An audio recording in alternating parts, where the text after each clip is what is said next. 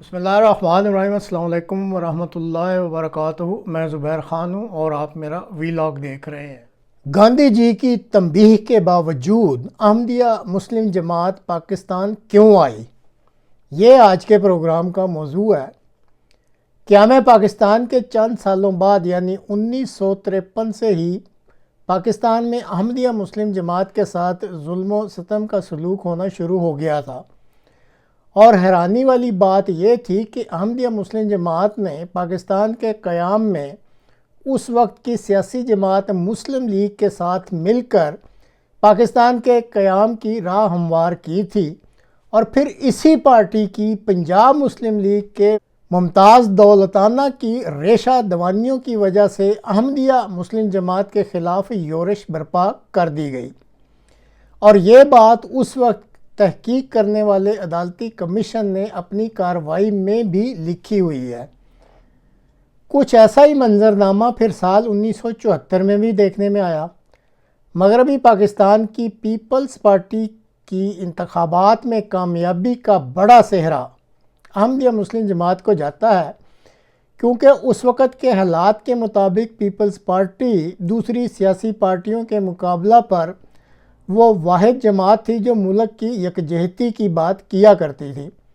اور اس امر کا تو میں خود بھی ذاتی طور پر بھی گواہ ہوں کہ مرزا طاہر احمد رحمہ اللہ تعالیٰ کی زیر نگرانی احمدیہ مسلم جماعت نے دن رات ایک کر کے پیپلز پارٹی کی کامیابی میں کلیدی کردار ادا کیا تھا۔ اب پھر حیرانی والی بات رونما ہو گئی کہ اسی پیپلز پارٹی نے اپنی محسن احمدیہ مسلم جماعت پر وار کر دیا اور اس پرامن ٹھیٹھ اسلامی مذہبی جماعت کو دائرہ اسلام سے خارج کروانے کا قانون بنوا دیا۔ اس مختصر سی تمہید کے بعد اب آپ آج کے پروگرام کے موضوع کے بارے میں احمدیہ مسلم جماعت کے چوتھے سربراہ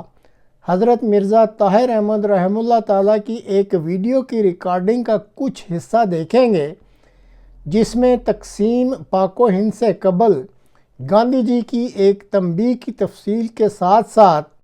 حضرت مرزا طاہر احمد رحمہ اللہ تعالیٰ احمدیہ مسلم جماعت کے دوسرے سربراہ حضرت مرزا بشیر الدین محمود احمد رضی اللہ کی طرف سے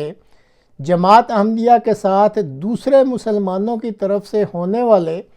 متوقع سلوک کے بارے میں بھی تفصیلات بتلا رہے ہیں، اور پھر قیام پاکستان کے بعد سے احمدیہ مسلم جماعت کے ساتھ جو کچھ ہو رہا ہے اس پر بھی وہ روشنی ڈال رہے ہیں۔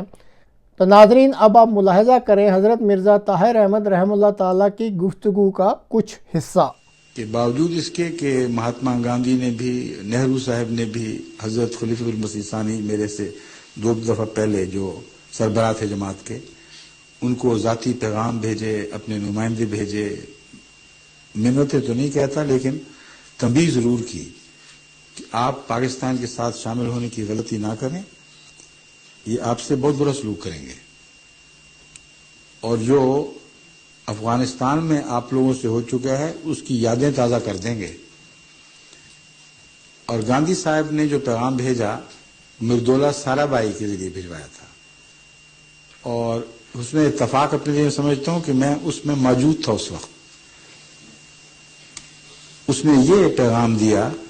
کہ گاندھی صاحب کہتے ہیں کہ آپ کی فراست اور جو مضامین سیاسی آپ کے رہنمائی کے لیے نکلتے رہے ہیں، ان کے ذریعے سے ظفر اللہ خان صاحب کی وجہ سے بھی انہوں نے کہا میں آپ کی بڑی عزت کرتا ہوں، میں سمجھتا ہوں آپ کو سیاسی شعور ہے، لیکن آپ یہ حرکت کیا کر رہے ہیں کہ اپنے پاؤں پر کلاڑی مار رہے ہیں۔ جس پاکستان کی آپ تائید کر رہے ہیں اس نے آپ سے بہت برا سلوک کرنا ہے۔ حضرت مسلم موعود نے، ہم ان کو مسلم موعود بھی کہتے ہیں، یعنی خدا تعالیٰ کی طرف سے اصلاح کا وعدہ جو تھا وہ ان کے ذریعے پورا ہوا۔ آپ نے جواب دیا کہ گاندھی صاحب سے کہہ دیں میں بھی آپ کی عزت کرتا ہوں، لیکن 2 باتیں ہیں جن کو یاد رکھیں، ہماری زندگی اور موت مسلمانوں کے ساتھ ہے۔ یہ نہیں ہو سکتا کہ آپ مسلمانوں کا قتل و غارت کروائیں، ان پر مظالم کریں، ان کے حقوق پامال کریں، اور ہم اس وجہ سے آپ سے مل جائیں کہ آپ ہمارے حقوق کی حفاظت کریں گے، اس کا سوال ہی پیدا نہیں ہوتا۔ جہاں وہ مارے جائیں گے وہاں ہم بھی مارے جائیں گے. ہمارا مقدر مسلمانوں کے ساتھ ہے. دوسرا، ان کو یہ خیال ہے کہ مجھے علم نہیں. آپ نے اپنے خطبے کا حوالہ دیا کہ وہ اگر میرا خطبہ سن لیتے تو ان کو پتہ چلتا کہ میں نے جماعت کو جہاں پاکستان کی تائید کی ہدایت کی وہاں متنبع بھی کیا، اور کہا کہ پاکستان کی تائید میں اس لیے نہیں کر رہا کہ تمہیں وہاں ایک امن کی جگہ مل جائے گی. جو میری آنکھ دیکھ رہی ہے وہاں تم پر ایسے خوفناک مظالم ہوں گے کہ اگر میں تفصیل بیان کروں تو جو کمزور دل ہیں ان کے دل بیٹھ جائیں گے. لیکن اس کے باوجود ہمارا مقدر ہے کہ ان مصیبتوں میں سے گزریں اور قوم کی تقدیر بھی محنت اور کوشش اور قربانی کے ساتھ تبدیل کرنے کی کوشش کریں اور اسلام کا ساتھ نہ چھوڑیں. کیونکہ یہاں اب وطن کی بات نہیں رہی، اب یہ سوال مسلمان غیر مسلمان کا سوال ہو گیا. یہ آپ نے جواب دیا اور یہ بین ہی اسی طرح ثابت ہوا. اس لیے نادانی کا فیصلہ نہیں تھا. اگر انسان کو پتہ نہ ہو کہ مجھے مار پڑے گی اور پھر مار پڑ جائے تو کہیں بڑا بیوقوف نکلا. لیکن پتہ ہو اور اعلی مقصد کی خاطر وہ مار کھائے تو اس کو بیوقوف نہیں کہا جاتا. اس کو جو مرضی نام دے دیں، وہ اس کو کہہ سکتے ہیں آپ کہ یہ عواقب سے بے خبر ہو گیا ایک اصول کی خاطر، اب سر دھڑ کی بازی لگا دی ایک اصول کی خاطر، مگر بیوقوف نہیں کہہ سکتے.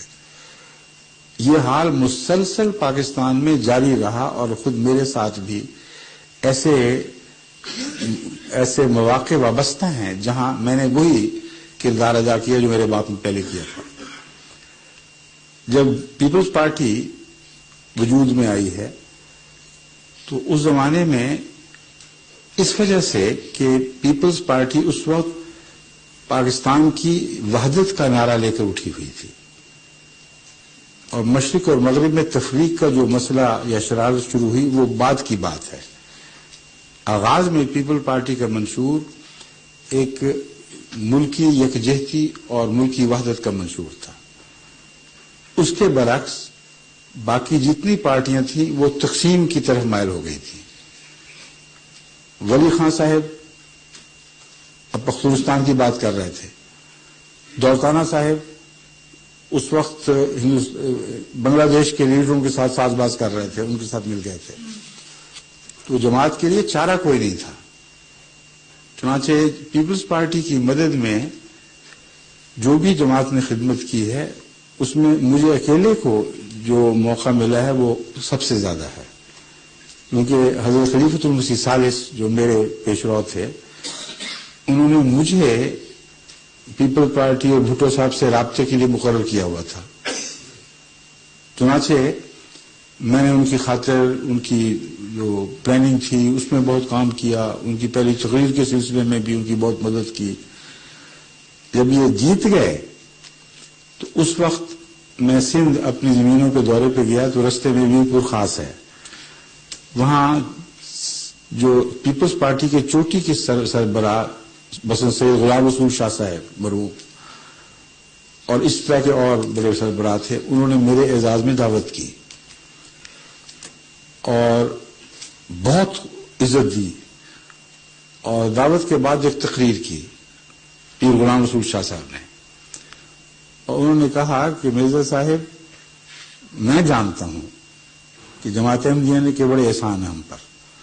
لیکن ساری جماعت کے احسان ایک طرف اور آپ کے اکیلے کے دوسری طرف. یہ مبالغہ امیری تھی اور ان کا ماننا یہ تھا کہ آپ ذاتی طور پر جو باتیں سمجھاتے رہے ہیں ہمیں وہی ٹھیک نکلتی تھی. ان معنوں میں انہوں نے کہا کہ تھوڑا زیادہ، اس لیے اب خدا ہمیں طاقت دے رہا ہے تو آپ دیکھنا ہم کس طرح ان احسانات کا بدلہ اتارنے کی کوشش کریں گے.